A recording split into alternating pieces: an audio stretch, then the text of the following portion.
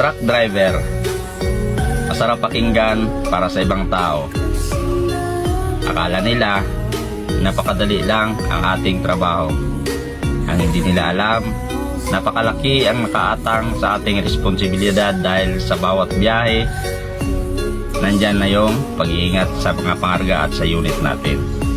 At isa pa, napababayaan na natin minsan ang ating pamilya.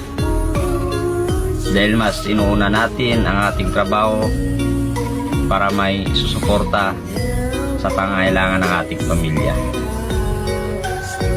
At sa pag-alis natin sa ating pamilya, hindi natin alam kung makakauwi pa tayo ng ligtas sa kanila. Kaya sa mga asawa dyan na puro hinala sa kanilang mga asawa, kung alam nyo lang ang mga